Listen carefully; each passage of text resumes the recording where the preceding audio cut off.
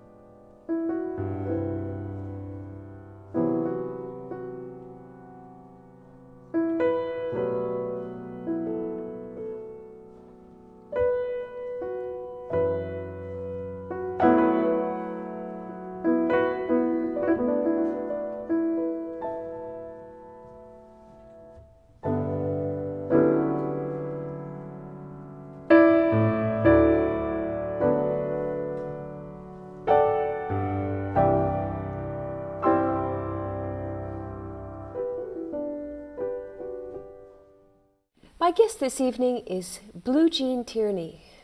Good evening, Blue Jean. Evening, Phoebe. When you start to play, do you know where a piece is going? You have an initial idea or an intention or some sort of feeling, and you make the piece. And that's the thing that never changes.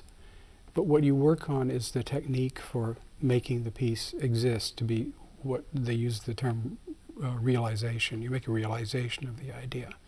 The realization of the technique may change all the time. It may sound different and it may go different places. Do you call what you do improvisation, or would you like another term? I've been thinking a lot about that. Improvisation is a wonderful word, and it covers many things, but it's a sort of general term. There's a distinction I make between improvisation and spontaneous playing. Improvisation, you begin with certain known materials, although you don't know how they're going to interrelate or what people are going to do with them necessarily. But it starts with some known substance. You're improvising on the material, so to speak. But spontaneous playing, which is I think a musical ideal, it certainly has physical characteristics and and melodies, harmonies, and all this sort of thing. But they arise literally spontaneously, just like the initial feeling or the initial idea did, and it may be attributed to I don't know, whatever they call it, subconscious or immediate inspiration. And I aim toward the spontaneous. So can we talk a little bit about how you got to this point of mastery of music theory? I know you've taught it. Mm-hmm. Who was Otto Wick? How did you come to be studying composition at age 11? You tell us a little about the early years. Oh my gosh. It's all my neighborhood in Texas, It's like I studied with, my first piano teacher was named Maida Hertwig. She was a wonderful elderly German lady, and she started me on piano technique and all the, the classics and the Beethoven and all that stuff. And she suggested that since I was interested in composition, that I should study composition. And it just happened that 2 blocks further on in the neighborhood was Dr. Otto Wick, who was a pupil of the real Engelbert Humperdinck, the original, the composer who wrote Hansel and Gretel. And so I went to study the basics with him, the counterpoint and harmony and orchestration. Then I studied with Dr. Frank Hughes privately at Trinity University, and he's like Mr. Gung-Ho America, and he was wonderful. And he basically played me, my first lesson, he gave me a record of Charles Ives' first piano sonata and Harry Partch's music. Took him home, went crazy, blew my mind, etc. And then I met a friend of mine, Philip Crum, who had just graduated high school as I was just going in.